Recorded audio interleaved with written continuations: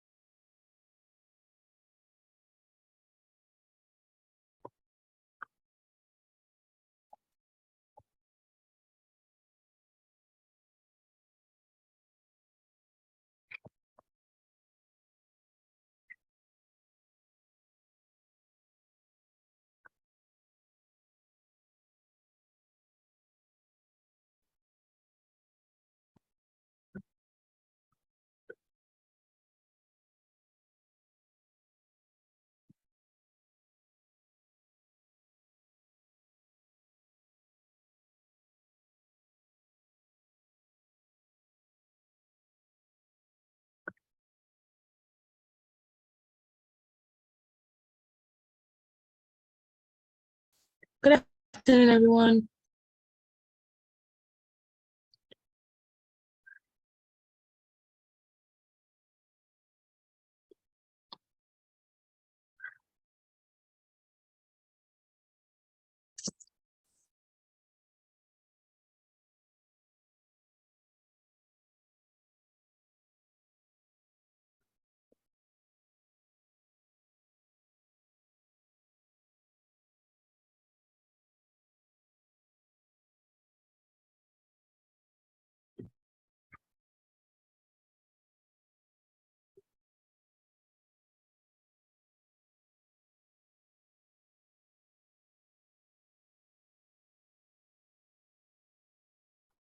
Okay.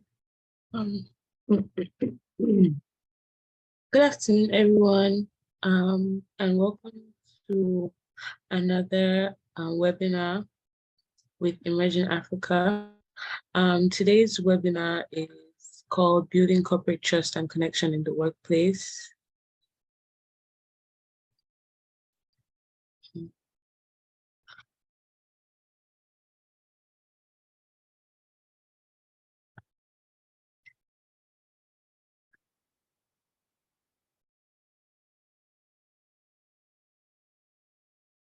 Sorry about that. I'm just trying to fix my screen sharing.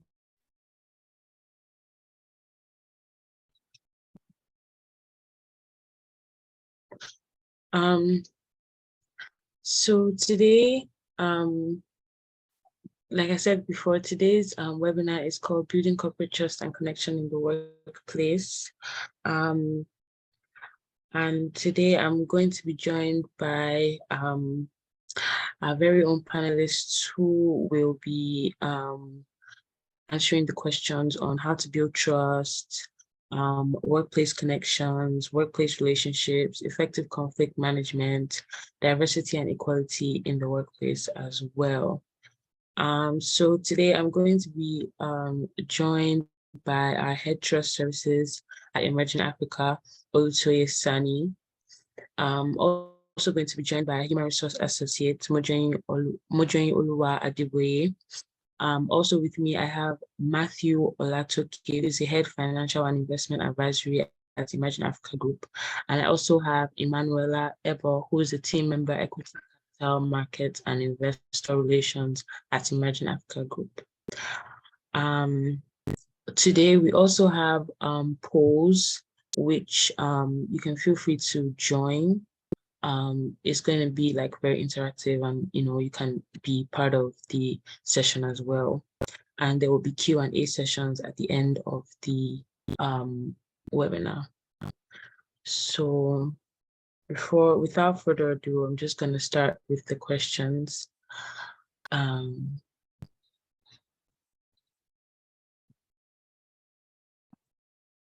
So my first question is for Mr. Olutoye Sani. So in your own words, can you give a personalized definition of what you believe building corporate trust and connection means?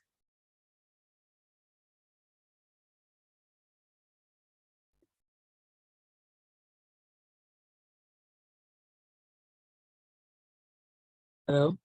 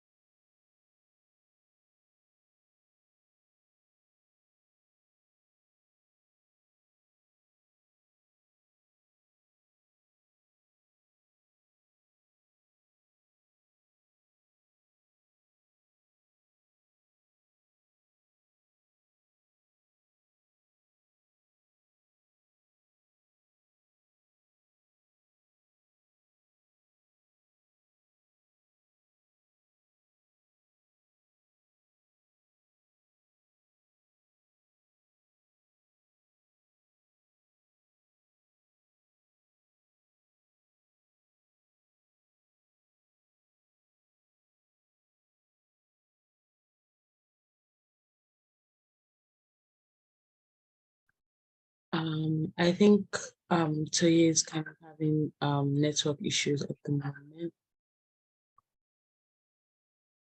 So,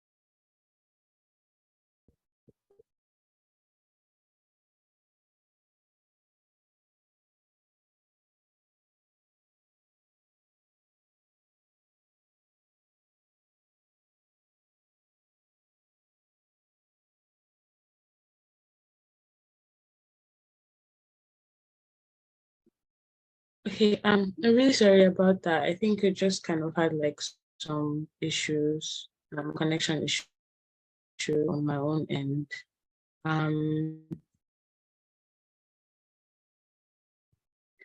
Um, so I'm going to pass the first question to and the next person. I think the next would be Mr. Matthew.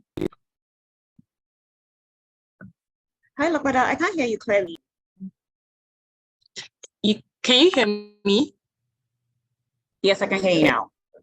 Okay, so I'm going to still go to the first question, but since Toye is not in the call yet, I'm going to pass the question to Matthew. Get the question now. I'm just trying to get the question on the screen. Sorry about that.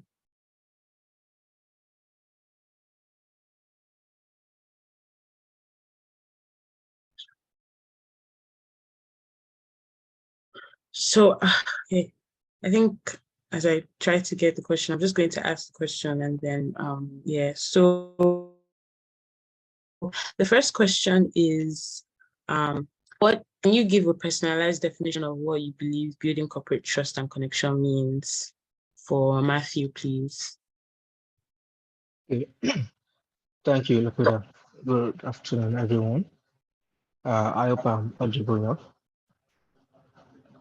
From my point of view, trust among coworkers basically mean be able to have sense of security and confidence when dealing with someone, and as such, having the ability to predict that someone may act in specific ways and be dependable. You know, it's further means through your actions, someone can be more comfortable to rely on you in your abilities to do some certain things, what your intentions could be given a specific conditions, and feel motivated to work with you, and having gained some level of credibility over time. That induces trust among the concerned parties. That summarizes what trust among workers means to me. Thank you. Thank you very much for that answer. Thank you. Would anyone else like to add to what Matthew has said? Okay. In the absence of that, I think I'm going to move. I hope I'm very audible. I think I'm going to move to the next question, which is also for you, Matthew. So the next question is,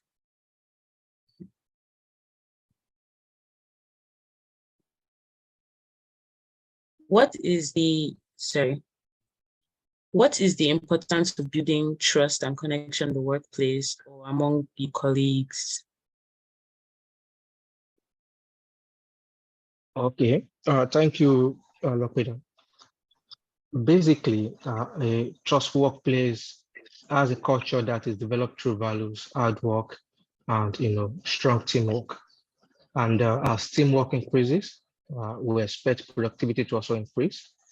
And at reducing level of cost of implementation, to achieve the same level of desired output.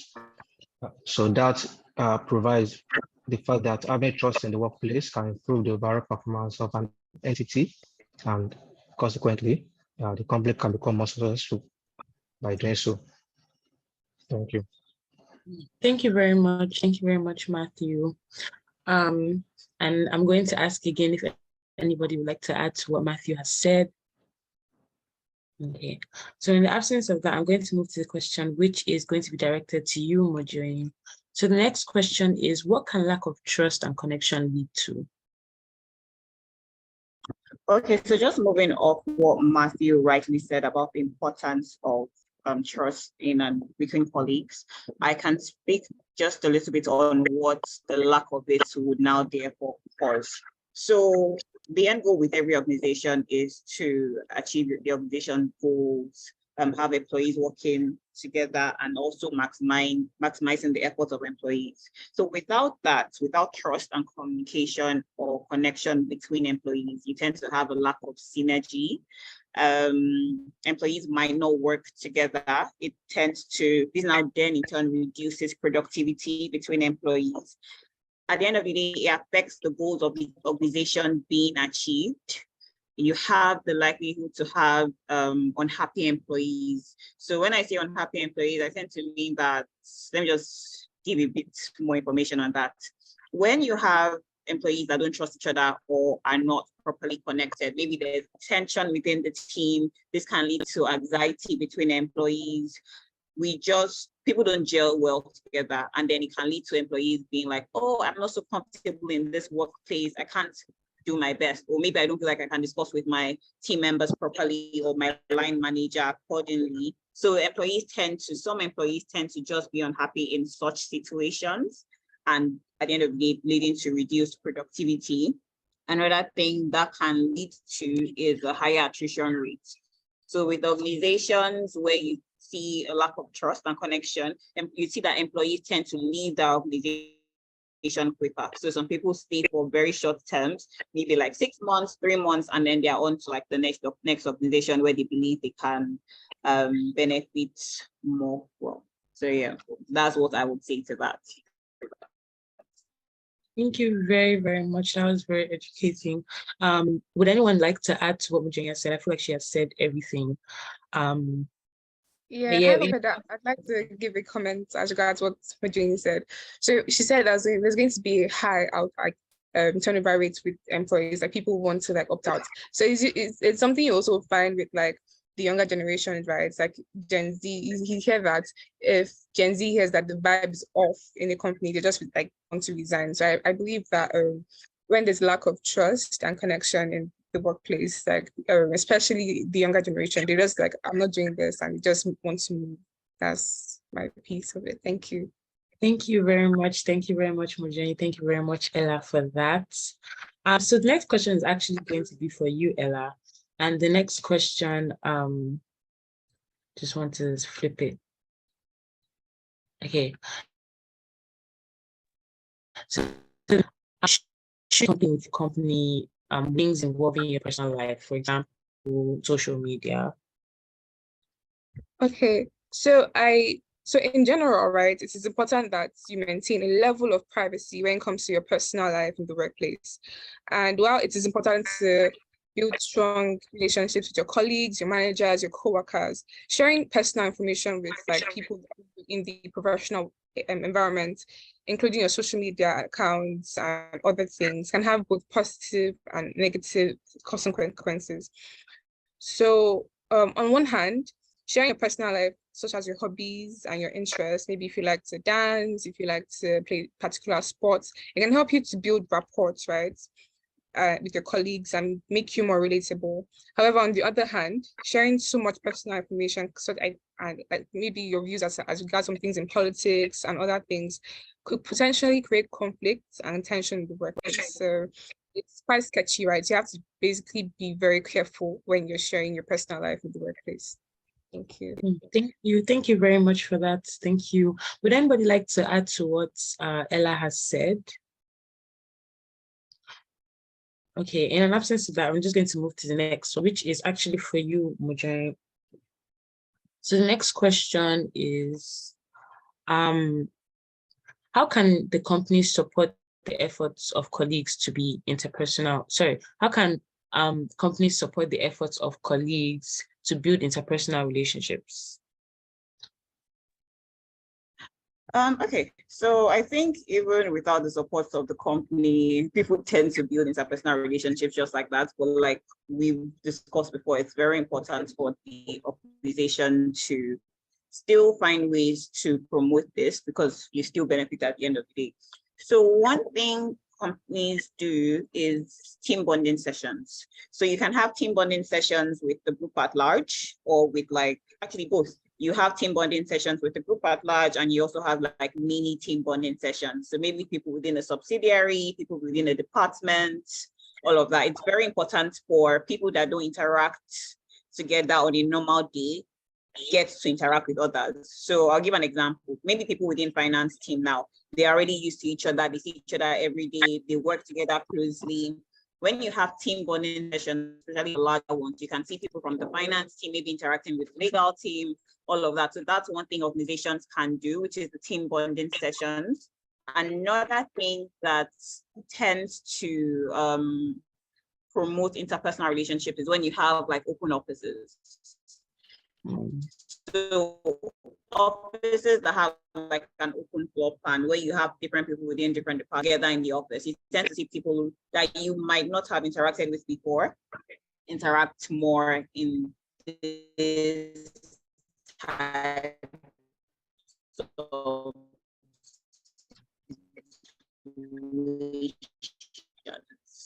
but yeah, so many activities that people can handle by themselves or work projects that people can do by themselves. But then when you create instances where people have to work together in teams, it also helps to build interpersonal relationships. So those are just some of the things organizations can do to promote that. Thank you very, very much, Mojini. I feel like you've given us a very good insights on that. Would anyone, again, like to add to what Mojini said? So in absence of that, I'm just going to move to the next question. I just want to confirm, is Toye on this call right now?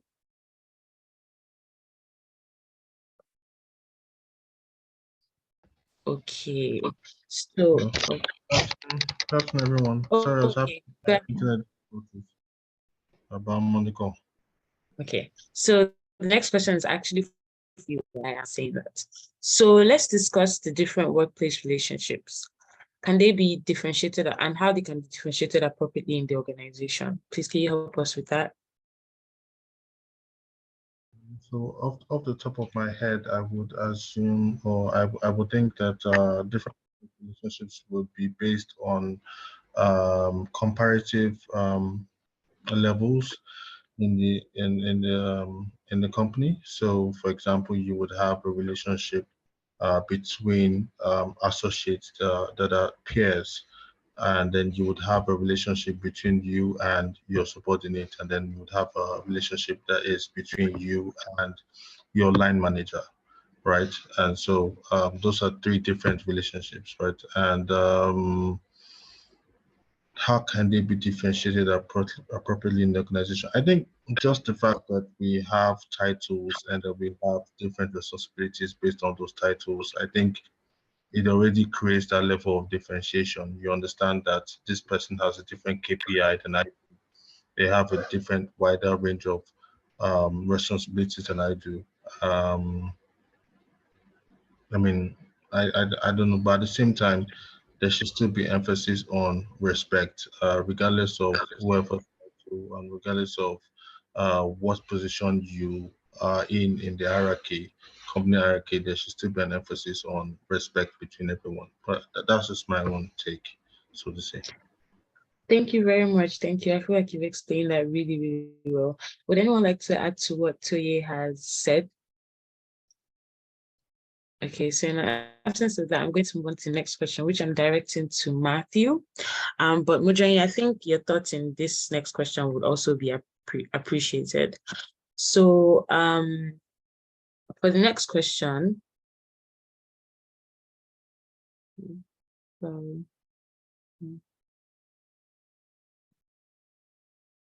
so what are your thoughts on effective conflict management? For Matthew. Okay. Conflict in its very basic form is a natural part of a workplace dynamics. So, which means when people express themselves and their ideas about something, it shows the environment is non-toxic to encourage, such innovation and ability to speak freely, right? And more so, people's management is one of the top skills, of course. Every business leader should have, and being able to define and express emotion, right? Define the problem you are trying to solve, communicating that effectively to the stakeholders that will be involved in solving that particular problem with you, of course, with transparency and developing, a resolution that works for everyone. That's in itself is the mechanics of how conflict, effective conflict resolution will be easily addressed, basically. So that would be my thought on conflict management. Thank you very much. Thank you. So would anyone like to add to what Matthew has said? Would you like to add to what Matthew has said? No? Okay. So in the absence of that, I'm going to move to the next question, which is actually for you, Mujahid. Okay, I would have said that Oh, with okay, regard okay. conflict management, that there should be some level of there should be some emphasis on fairness and respect and justice, right? Um, you can't just, for example, you can't just resolve the conflict by saying, "Oh, that person is a superior, so keep quiet and get out," right? That creates some level of resentment, creates some level of toxicity, right? I feel like the most effective conflict management is the one where all parties feel like they have gotten some sort of positive resolution out of everything. Everyone feels like their own feelings were heard, their feelings on the matter were considered, and everyone is feels like they weren't disrespected from the outcome of the um, conflict management, because again, everyone has their own egos on the line, right? So I think the most effective conflict management is one where you can assuage everyone's ego and no one is feeling patronized or feeling disrespected by the solution that is proffered by the line manager in that situation, or you, the superior in that situation. That's my own take. Thank you very much. Thank you very much, Toye. Thank you very much, Matthew. I feel like that's very. I love that. Hi. Okay. Hi, sorry, network threw me out, but I'll still just like to give my own 2 cents. So I do agree with what Toye and Matthew have said. I personally think it's a thing, right? So it's not something that should be frowned on totally. It can be a good thing, can be a negative thing, but conflict is because it shows that your organization doesn't tend to have a group think philosophy. And that means like, oh, if one person says this, everybody just aligns. So it still shows that your employees are still having their own individual points of views. People are still coming together to get that across and all of that. So I think conflict can be good in that sense. But what I would say as regards effective conflict management, first thing is that communication is very important. People have to communicate properly. When you're communicating, you are not trying to be rude to the other person or speak over the other person. So proper communication should be done and should be done well. So another thing is you should have a resolution mindset. So when you're trying to resolve conflicts, you're not trying to, oh, I'm trying to win, you're trying to win. It's not a primary school game of tag. It's like, okay, we have different mindsets. How do we proceed from here? So it's not I win, you win. It's like we are all trying to win together. That's very, very important. It's important not to rush to judgment. A lot of times we tend to jump into conclusions. So it's important not to rush into judgments, take things one step at a time, review the discussion, go over the discussion. You can even realize that, oh, we're trying to get to similar points, but maybe we just have different ways of doing it. And that is something that happens quite frequently. I think the last thing I would say is listening, people's listening abilities. Listen, understand, and not necessarily to reply. So you tend to, I feel like once you change your mindset a lot with conflict, it's easier to resolve. It's not a case of I'm trying to be on top and you are the wrong person. No, it's if one person loses, then we're all trying to win together. So I think that's something very important to note there. Thank you very much. Thank you. I feel like I've taken one or two from what everyone has said. Thank you. Actually, the next question is for you, Mujahid. So how can, sorry, just want to move to the next question.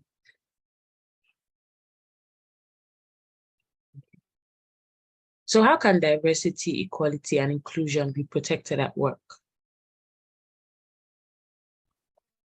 Okay, so diversity, inclusion, and equality. So this is very important. And I think in today's age, it's even, we tend to focus a lot more on it. There are certain ways organizations can protect diversity, equality, and inclusion in the workplace. I'll just pick on a few of them. Again, this is not an exhaustive list, just a few things. The first thing is with the organization's policies. So policies are put in place to protect employees, to show what the organization stands for, and just to guide and direct everyday life for employees. So policies, the policies that you have to ensure that it is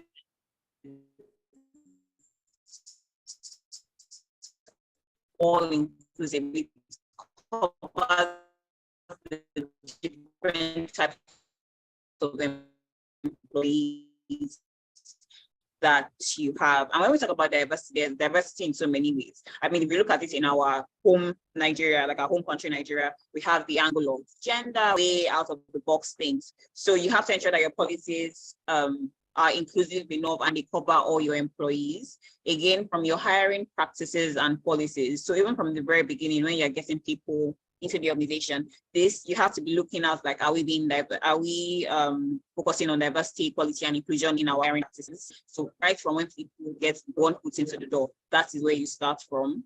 Third thing is addressing unconscious bias. And there's a reason why it's called unconscious bias, because a lot of people are not aware of this unconscious bias. We have to point it out and actually do things about it and not just let it slide. Organization can implement training programs for its employees. This can be done quarterly, maybe biannually, just a way of sensitizing employees that these things do go on. These are some ways that you can try to identify bias, are the ways that you can try to handle this. These are the ways you can be more inclusive as a person or as an organization, all of that.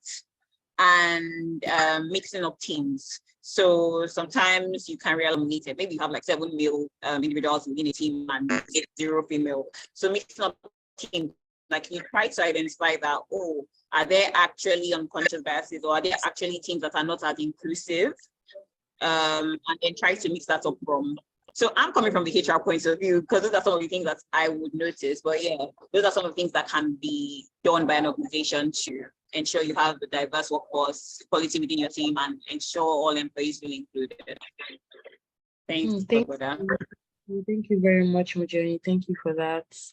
Would anyone like to add to what Mujeni has said? I feel like she has really given us a lot of knowledge about that. Okay, let me add a bit of, from another angle, right? So inclusion, basically, as Mujeni rightly said, matters a lot, especially when it has to do with implementation of strategies and practical plans, basically. So for example, there's a concept known as a management objective, MBO, right? And it's basically provides for ensuring all individuals that have been involved in implementing a particular strategy to be involved during the formulation of the same strategy.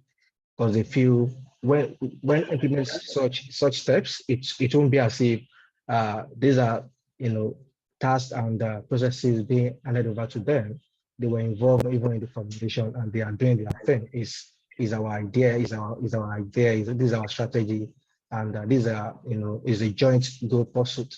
And in that sense, they feel every individual feels involved with actualizing not just the organizational goal as it may seem, but is this is a joint goal achieving project. So including everybody that matters, especially in the implementation of goal strategies and policies, in a way during the formation stage enhances the rate and efficiency of how that particular objective will be attained, basically. So it's supposed to say having every individual involve or partake in strategy formulation, just as we do in Emerging Africa, where every person in a particular unit will be involved during the goal formulation and drafting stage. will also be involved in the implementation. And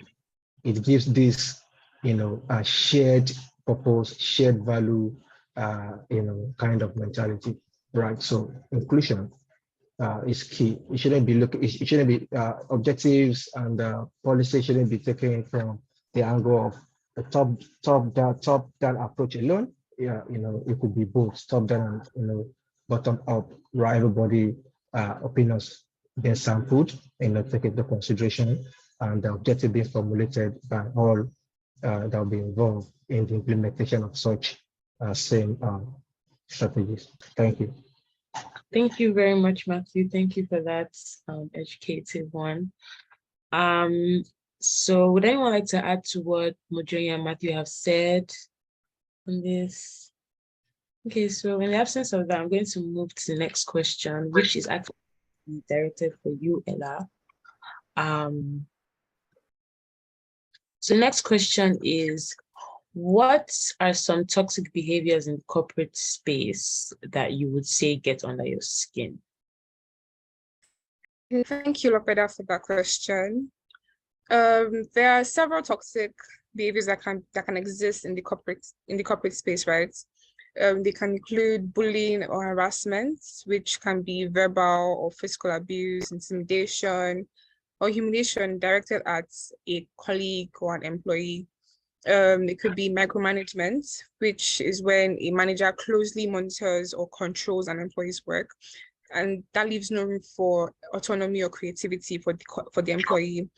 It could be gossiping, as engaging in negative or harmful talk about a coworker or a colleague or an employee, person or social media that can create a toxic and uncomfortable work environment.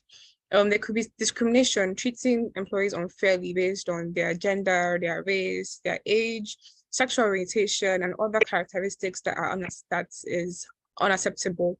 And this can lead to a hostile work environment. Lack of transparency and maybe blame culture. There are really a lot of toxic behaviors that can be found in the workspace. But one that gets under my skin, right, is basically discrimination based on age or gender. That's one that gets under my skin. Thank you, Lopeda. Thank you very much. Thank you. Would anyone like to add any other thing to what Ella has said? I think just in general, microaggressions. I agree a lot with what Emanuela said. Microaggressions, when people, make aspersions about your age or your generation, or, again, it's just, people try to downplay your opinions because they're like, oh, you're young, that's why you think this way, right? So, just then you have toxic behaviors that are much more direct, behaviors that involve shouting at your colleagues or insulting your colleagues, berating their work, basically destroying any self-confidence that they have. So I think it's those are general toxic behaviors that you find in the workplace. Thank you. Thank you very much, Toye. Thank you very much, Emanuela, for that. So I'm going to move on to the next question, which I'm actually going to direct to you, Toye. So the next question is, how much interaction outside of the work environment would you say is too much? Honestly, so I feel like this is a question because I feel like everyone has their different boundaries, and everyone has, some people's boundaries are much stringent than other people's boundaries. Personally, I would say how much interaction. I would say once it's crossing the line of professionalism, right? If I feel that our interactions are becoming too personal, then I feel like that is too much. Again, from time to time, we will tend to meet outside, either, purposely or unpurposely, right? So we have like TGIF sessions, for example, where everyone is supposed to wine and dine and get to know each other, right? So, I mean, I feel like there should always be room in the corporate space for everyone to unwind and to get to know everyone within the establishment. I feel like that is good for productivity as well. But at the same time, I feel like it should always be foremost in everyone's mind that we are a workplace and we're here to work, right?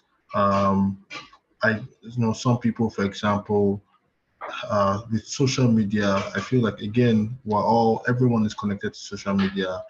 You're going to run into someone on social media that you know. I mean, I feel like some apps are much more, what's the word I'm looking for? Much more, the interaction is much more different, right? So following someone on Instagram or following someone on LinkedIn is still much more different than following someone on Twitter, right? Just because of the way the platform is built, right? Again, I feel like it's subjective. It all depends on the other person as well. So for me, I would just say once it's becoming annoying to the other person, I feel like that is, I've reached what's the word I'm looking for, breaking points, so that's my own take. Thank you very much. Thank you very much for that one. Would anyone like to add to what Toye has said? Let me just add my own 2 cents.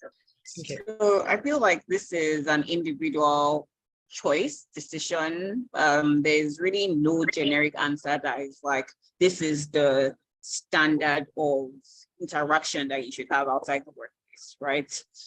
As long as you as an individual tend to choose what you're comfortable with. And it's very funny because my level of interaction with Emanuela outside of the workplace might differ from my level of interaction with Matthew outside the workplace. I don't know if you've all seen those jokes online or those memes that says, oh, now you're a 25-year-old and you have like a 43-year-old bestie just because you guys work together in the office and stuff like that. So things like that are very interesting. As long as it's something you're comfortable with, it's not an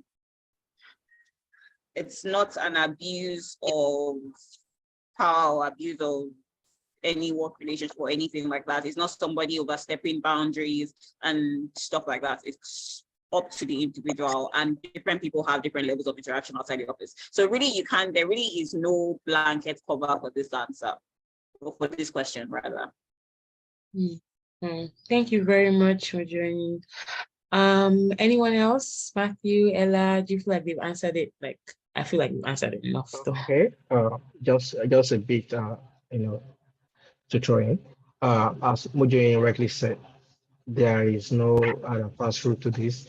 We foster different kind of relationship with people at the workplace, and given the fact that we spend most of our time at work, it's possible that you have a very deep relationship with some kind of people, wherein your discussion with them transcends the boundary, the threshold of work, all right? And as Toye rightly mentioned, I could be so free with a member of my team, and he or she knows everything about, let's say, for example, my relationship. And that same thing, I could have another person that is strictly about work. Anything aside work, I may not be comfortable discussing such with the individual, So it depends. No really general rule, guiding the level of involvement you could have outside work environment with an individual. You could have a mentor. Let's say you find a mentor within your workspace. So technically, it means you're going to be disclosing so much in the area in which that person is providing guidance to you for, right? And that means you guys may be more, a lot of information that have been shared beyond the work scope. So no general formula for how we should disseminate information or share information with an individual. It depends on level of relationship you foster with different people and tell me the kind of things to share with them. To the limit that you do not make them uncomfortable and that could impair your work, performance. So you have to be very appraised with your emotional quotient to be able to know, where should I stop with this person? What level is this person interested in going with me in discussing anything outside the scope of work? And you act accordingly. Thank you. Thank you very much, Matthew. Thank you for that. So the next question is actually going to be directed to you, Mujrim. And the next question says, how can you build healthy boundaries, or how can healthy boundaries be created in the office? Healthy boundaries in the workplace. Okay, I think the first step with this is you as an individual identifying that these are my boundaries. These are the things I'm comfortable with, and these are the things I'm uncomfortable with. Because if you don't know that as an individual, how am I as your work colleague supposed to know that? Right? So after that, next thing is communication. Like, I'm not saying go and have a placard and say boundary number 1, XXX, boundary number 2, XXX, all of that. But communication in terms of where, okay, maybe somebody is interacting in a way that you don't like, or someone is speaking to you in a way that you don't like. And I always say boundaries don't have to be something insane. Sometimes maybe it's just some people give you nicknames. Somebody might give you a nickname that you don't like or you don't want. You are free and you're okay in your rights to say, oh, I'll actually rather you call me by my own name. I really don't like that nickname. It's something as simple as that. That can be considered addressing or putting up a healthy boundary. So I think first one is identifying your boundaries or things you're uncomfortable with. Second thing is communication. Third thing is keep things professional. When you have to realize that even though we're colleagues, we spend time together, spend most of the time together, but we're still work colleagues. So tend to keep things professional. It reduces the tendency or the probability of a line being crossed. And be very ready and willing to stand up for yourself. Again, these are not things that are out that have to be out of line or like insanely terrible or any of these things. You could just be little things here and there, but you should be able to, as an individual, as an adult, you should be able to stand up for yourself, even with these little things, and just be like, oh, I'm not really comfortable with that, or oh, I would rather do it this way, or just, yeah, be really stand for yourself, say yes when you need to, say no when you need to, all of that. But important thing is communication. Even if when somebody crosses a boundary, be ready to communicate and say, I don't appreciate this. It doesn't have to be rude. It doesn't have to be you putting someone down. It has to be in a shouting manner. It can be addressed and resolved very amicably. So those are just some of the tips I would say as regards building healthy boundaries. Thank you very much. Thank you, Mujrim. Would anyone else like to add to what Mujrim has said? Yeah, Okay. so Okay. from a very personal experience, I feel like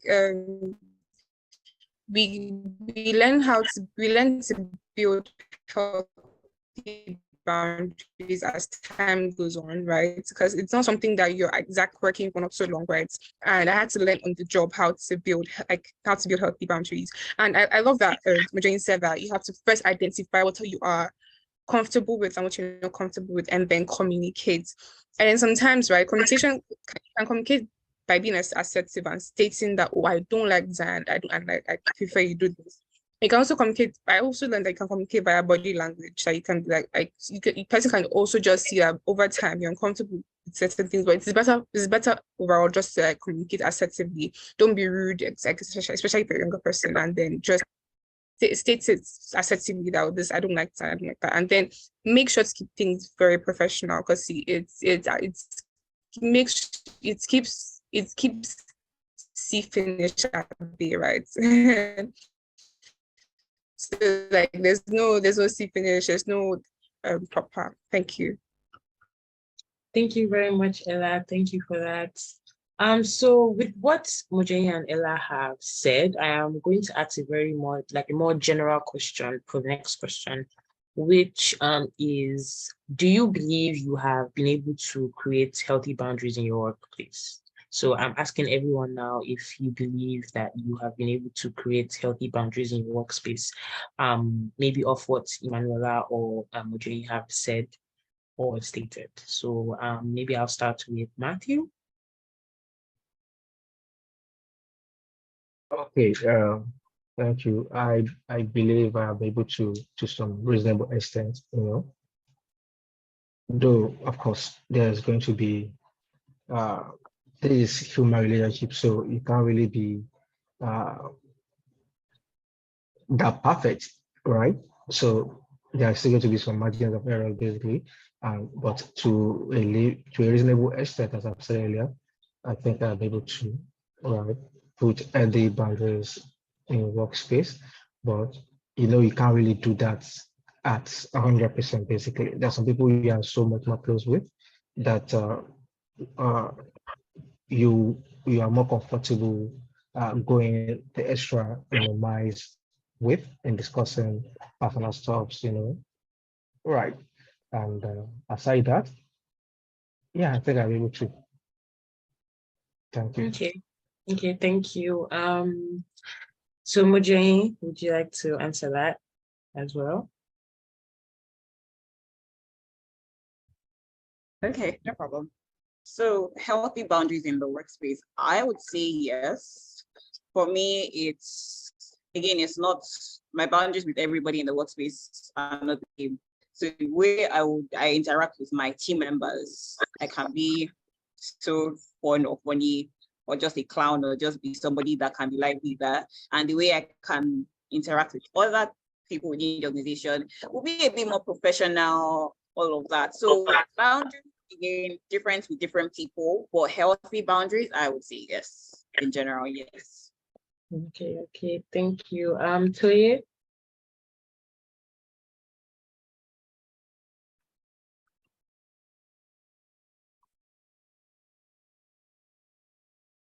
Toye?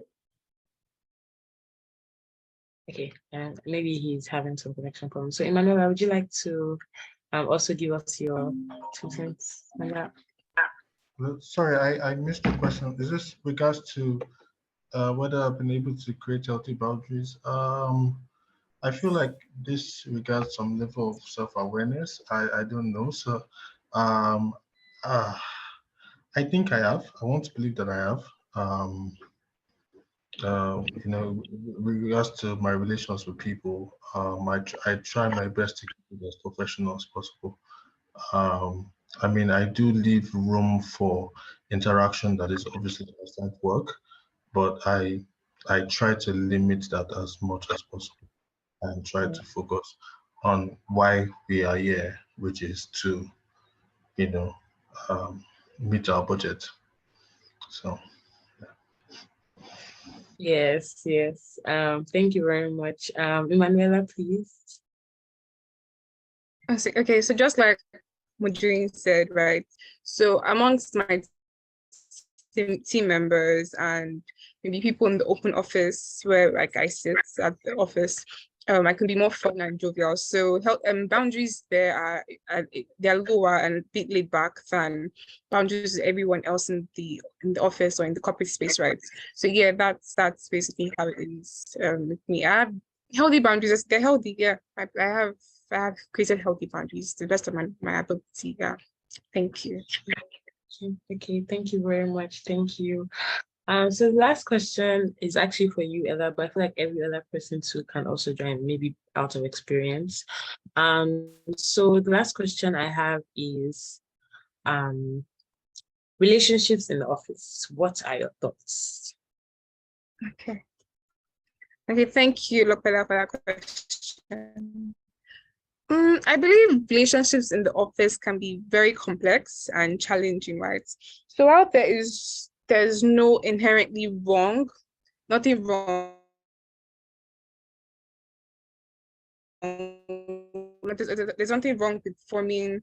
I believe you mean a romantic relationship, right? Yeah. Yes, I am. Okay. So there's nothing inherently wrong with forming a romantic relationship with your co-workers. It's important to be mindful of how these relationships may affect the workplace. Like workplace relationship can lead to conflict of interest or even harassment, right? Conflict of interest meaning that, for instance, you're working in a bank or a financial institution like we work in. I believe information and information of clients are very sensitive. Things, documents and data, they're very sensitive in this part, like in this industry. Hence, two people in the same office or the same work environment, engaging like in a romantic relationship, it could cause with the organization, right? You need to be careful, like to be for yourself and for the company as well. Workplace relationship can be difficult to maintain, right? It can be difficult to maintain a professional demeanor at work, especially if the relationship ends badly. It could result in decreased productivity. It could result in tension between coworkers and a hostile environment.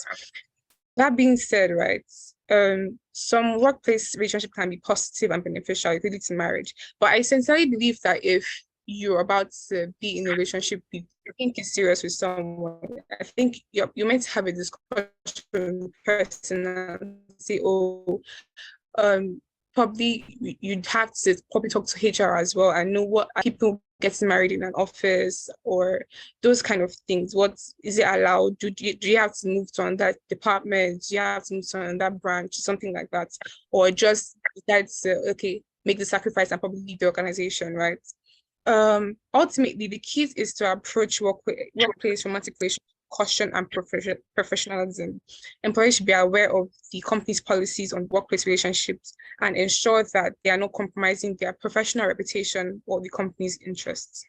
Thanks. Thank you very much, Ella. I feel like that was very, very educating. Would anyone like to add to what Ella has said? I would.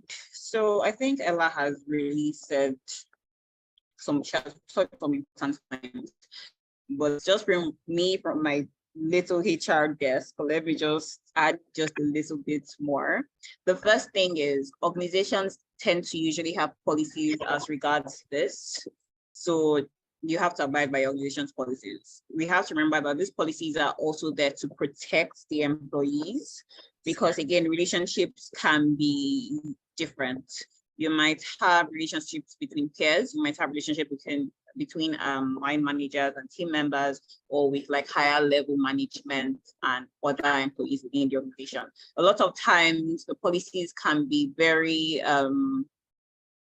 narrowed down or descriptive to show the extent to which these relationships can occur. That is, if they can occur within the organization or not at all. So it's important to know what your organization's policies on workplace relationships are. And also to remember that these policies are there to protect the employees, because with relationships, a lot of things can go wrong. Things can go right, but a lot of things can also go wrong. So that's the first thing I would say. Second thing is, in the case where there is a relationship, there's a possible relationship, it's important to disclose to the human resources team. And this is not because it's not from, oh, why am I putting people in my business? It is your personal business, but remember that it's also an obligation. Once you bring your workplace relationship to the office, it's important to disclose to HR, because if anything goes wrong, there should be a basis that where you are aware of this. Was this person being coerced, or did this person enter this relationship willfully? So it's important for HR to know, again, just to protect different parties within this relationship. The last thing I would say is that there is a very high possibility of these relationships to end in premium tiers. Not all, but some can end in premium tiers. So you have to realize that you're still going to work with this person at the end of the day. Would I be able to work with this person if they ends in premium tiers or hot breakfast? So those are just some things to bear in mind before you enter the workplace relationship, if you need to. But yeah. Thank you very much, Mojani. Thank you so much. Would anyone like to add to what Mojani and Ella have already said? I would just add like Mojani said, and I agree with a lot of what Mojani and Ella said. That again, these policies are there to protect you, because you don't want to be in a situation where you feel like again, relationships can go wrong, and you don't want to be in a situation where your appraisal is being marked down because that person is trying to take, whatever happened in this relationship out on you, and you can't say anything, right? So or you just feel, or other people feel like, oh, this person is getting appraised well because they're in a relationship with this person, so and so, whereas maybe that is not even the case. Maybe you're just very good at what it is that you do, right? So I mean, for me, I feel like it's just best for everyone to be on their own.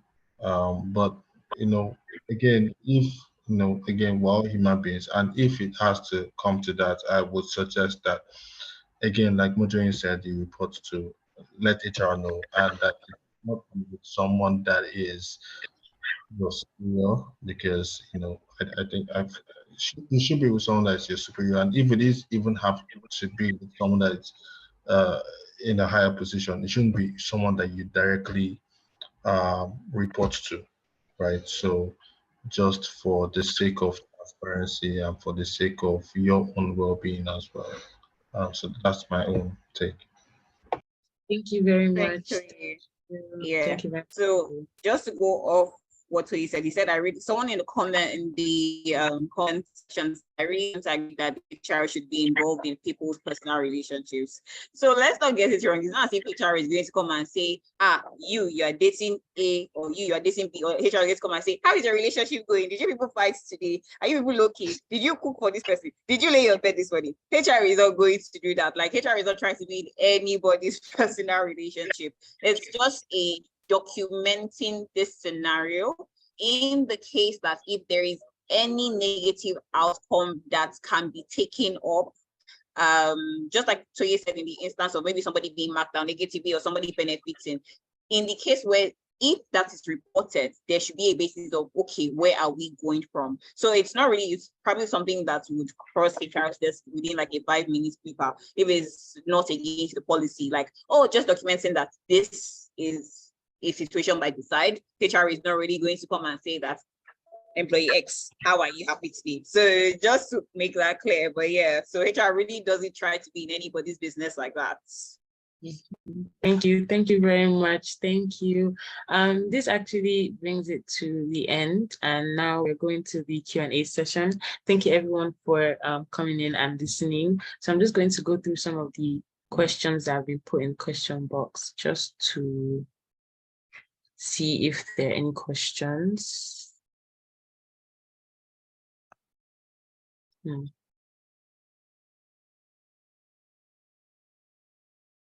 Okay, like some people just gave like comments. So I would think that a good place to start would be within tier. Okay. Yeah. But I want to read out the comments because I can't keep clearly. Oh, okay. So one of the comments says, I would think that a good place to start would be within the TOR of employment and employee handbook, especially around what is permissible,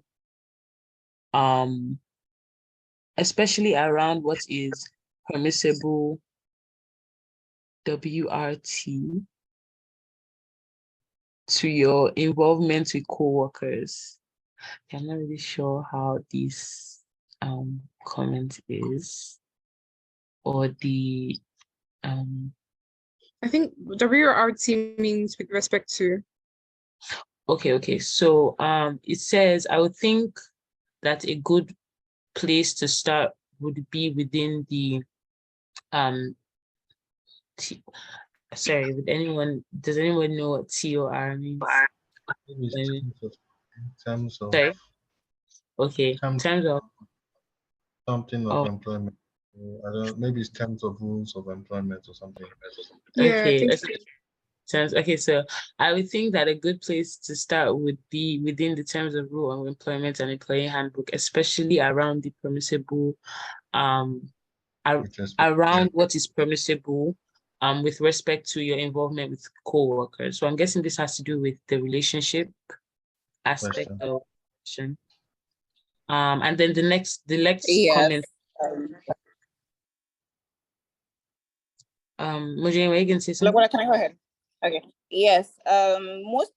Most organizations would already have this in their handbook and the employee policies. What is acceptable? The type of relationship that is acceptable within between employees. So there are different levels for different organizations and the like. Some organizations is totally frowned upon, and while some it can be allowed, some don't allow a higher level employee to be in a relationship with somebody on the lower.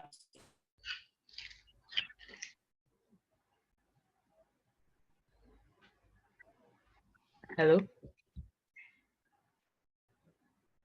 I think Mojane is kind of having some network issues.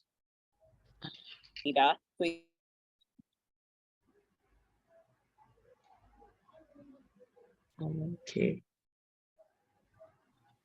But I'm done. Okay. I think you kind of had some connection issues. There was a point where I couldn't hear you. I don't know if it was just me.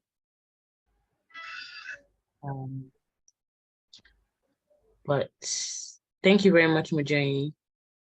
The next comment was what Mojane already answered to, which is I really don't agree that HR should be involved in people's personal relationships, which Mojane has kind of already given her own 2 cents on.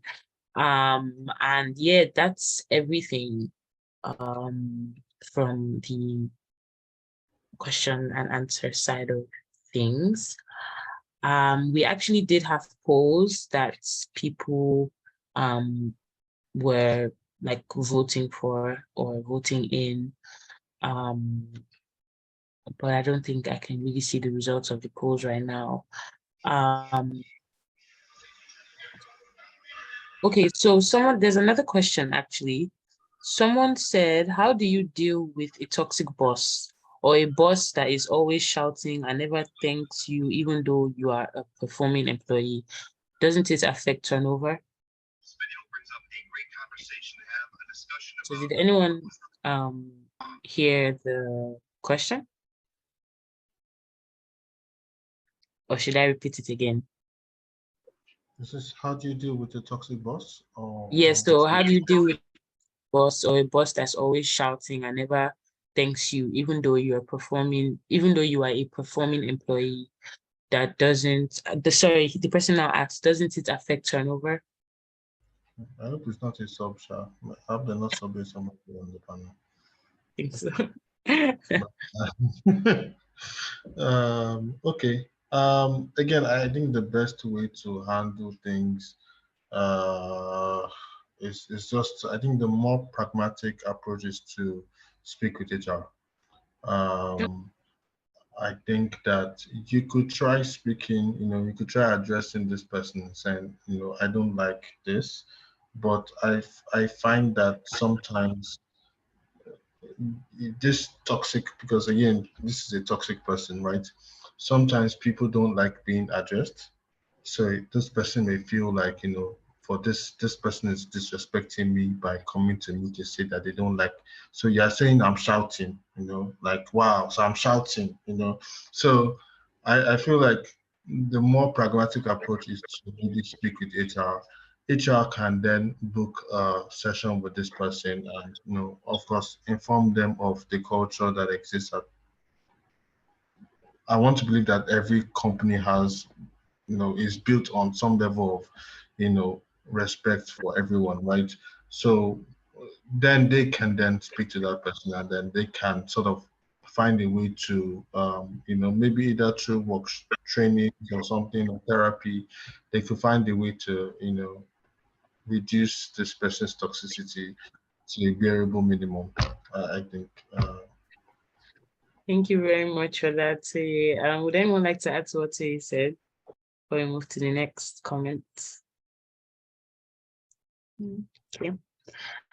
So the next comment says, someone said, even the HR used to collect shouting and can't help matters, most especially in one-man business. Do we agree with that? I think the same person that asked the question that said that HR corrects shouting. So I think in that case, person should just, after communicating assertively, if it's not working out for you, you should probably just start looking for somewhere to work, because if it sounds like a very terrible environment, and it looks like the person can't even be productive, because even when you feel like you're being, from this question, it feels like when person is being productive, because the person said even though you're a performing employee, the person still shouts at you. So it's like even when you're like doing well, you don't even know if you're actually doing well, even when you think you're doing well. So at this point, it doesn't sound like an environment that can help person grow career-wise. Mhm. Matching HR collecting shouts, that's not right at all. Thank you very much, Manuela, for that. So the next question says, how do you deal with gaslighting in the workplace, particularly with a boss that is bent on bringing you down?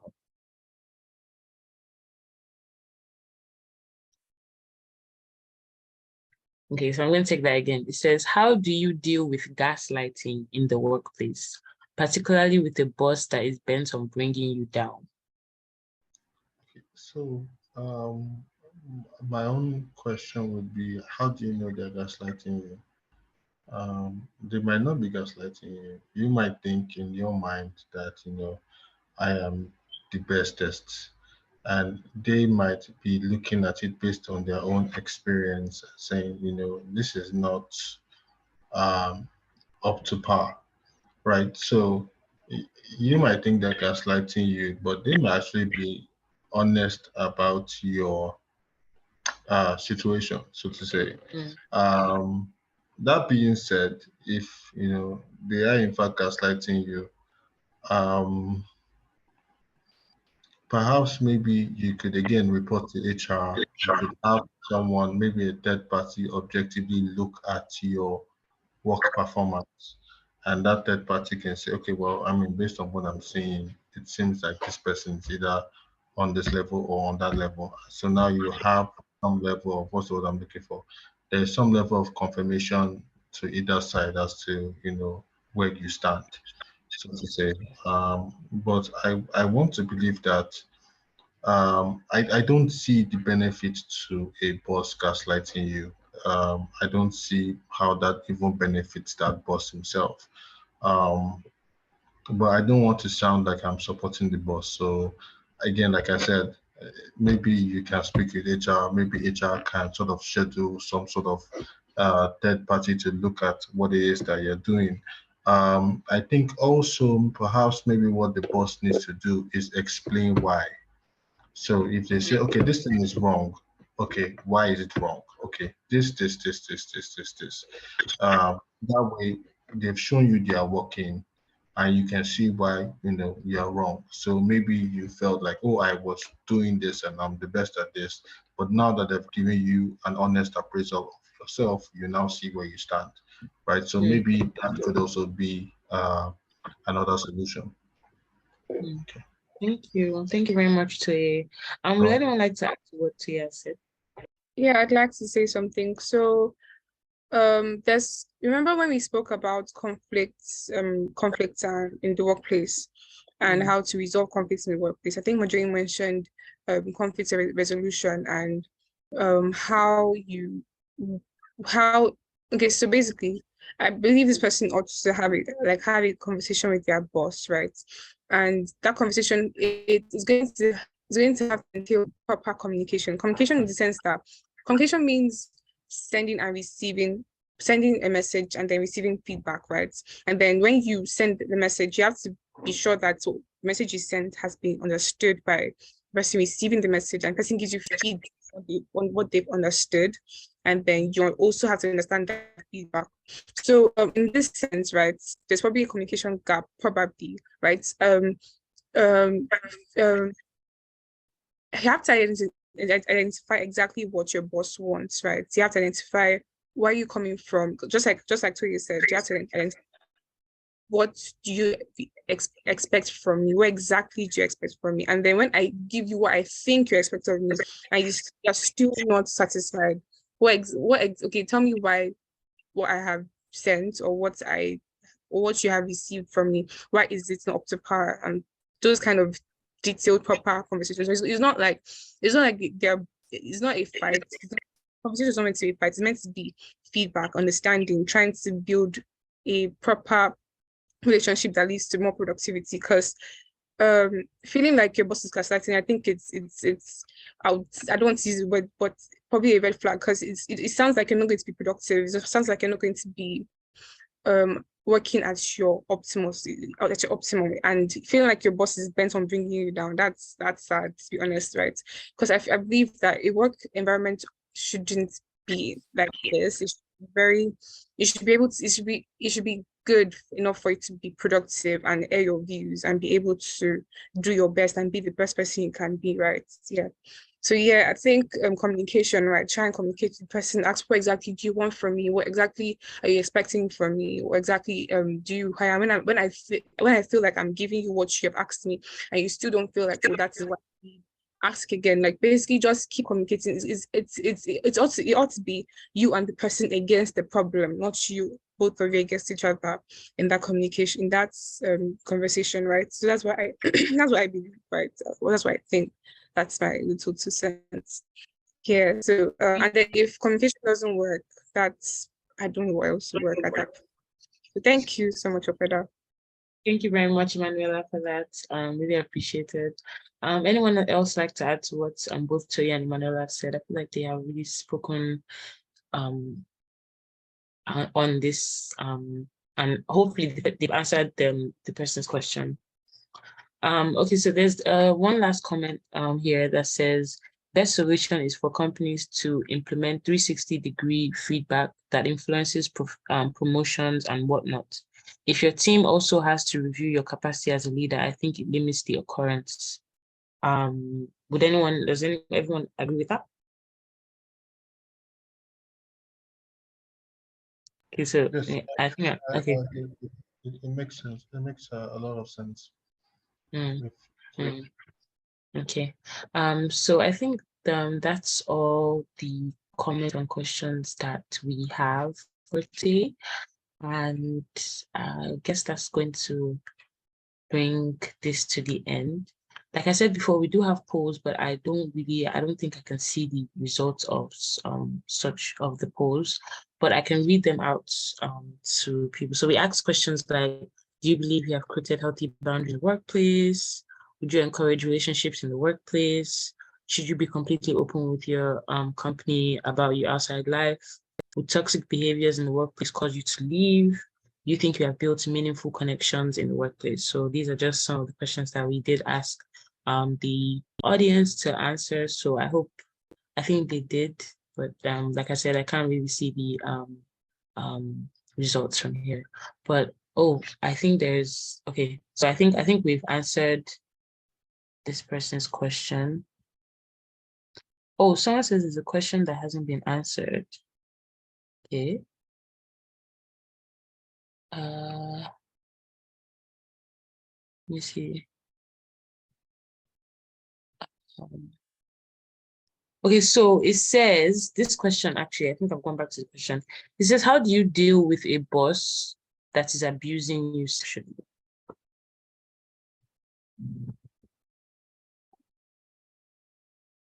That's a very, very delicate question, so I'm going to say it again. So it says, how do you deal with a boss that is abusing you sexually?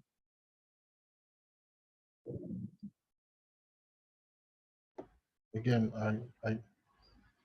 I mean, I think Mojang will be the best person to answer Yes. this. HR, so Sorry, Yes. I Yeah, didn't get the question. oh, hello. Can you hear me?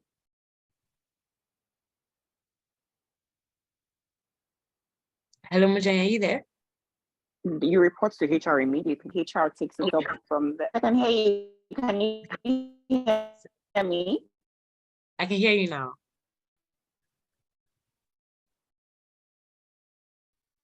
Oh, I kind of lost you.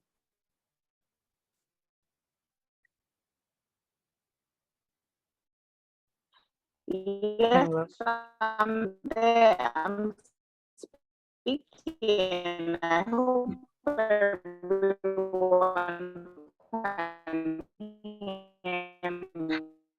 Mujay, I think it's there's a bit of network issues. I don't think I can really hear you. It's kind of cracking. But a few things that she did say that I heard was that you should report to HR immediately.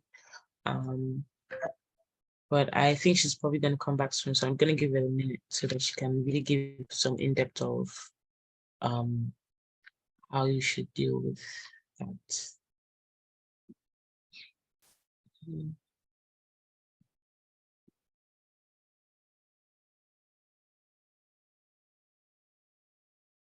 Okay. So I guess it's just some network issues on Mojane's side. So would anyone like to just give, like if someone came to you in the office and said, okay, this person is, being inappropriate with me and being like, abusing me sexually, what advice do you think you would give them as a fellow colleague in the office?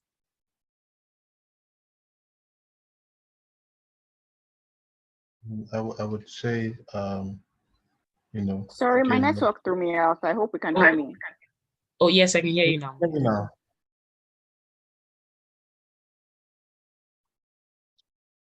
So did you get the question?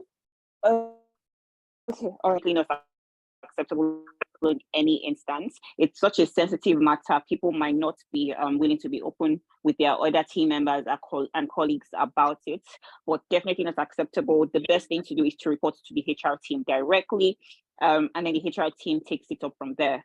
So again, the HR, in most organizations, which I hope is what happens, the HR team does not victim blame. They would look into this report that comes in and deal with it from there, because that's the best course of action. Some employees would also not want to, because again, this is such a sensitive topic. You don't want to, some people might not want to discuss it with other people, and then you don't know what the other person's opinion might be. You don't know if the other person will keep it to themselves if you've requested them to do so. You don't know if it's going to be shared within the other people within the office and how it might go around about that. Again, it's the person, up to them to deal with how they want to, but the first course of action is to report it to the HR team. It's definitely not acceptable in any instance, and it's never taken lightly. So yes. So I actually have another question here that says, what if he is the CEO or the chairman? And I have another one following saying, what if HR reports to that person? So for example, it being like the CEO or the chairman, if HR has to report to that person, then how do you handle that kind of situation? So with different organizations, it's handled differently. So so if it's the CEO or the chairman, I'm assuming there could be a board, and that's why different HRs in different HR teams within different organizations would handle it differently. So again, the CEO might report to the board. There might be different ways they might go about it, and all of that. So it's better, like as an individual, you can't see, if the person is the CEO, you can't deal with the CEO by yourself, most likely. So the HR team would know the appropriate course of action to go in such an instance. So yeah, there's no one resolution, but I'm sure the team would work on finding something. Thank you very much, Mujani, for that. Somebody actually put a comment. Hello, but I hope you heard me. Yes, I did, Mujani. Thank you. For coming in and out. Thank you very much for that. Someone actually put a comment saying, gather evidence and send to David one day. I think that's a smiley face, I'm guessing, or something like that. So right now, I'd like to say something. I was also going to mention gathering evidence, because in today's world it's your word against the person's word, right? So you ought to also make sure to gather evidence as much as you can, as effective as you can, right? Anytime you're going to probably have any form of contact with the person, make sure your phone is on, or your camera is on or something, but make sure that you gather evidence before you report, because you do not want a situation whereby someone is going to begin to say, oh, are you sure, or question what you have reported. Yes, I think it's very important to gather evidence even before reporting, right? Yeah, thank you. Yeah, thank you very much. Thank you, Manuela. Would anyone else like to add to that? Virginia and Manuela kind of said it. Okay, so in an absence of that, I'm just trying to see if any other questions or comments are coming in. Okay. Okay. Okay. Yeah, I think we've answered everyone's question in the Q&A section. And I think with no other questions or comments, that would bring this to the end of our webinar for today.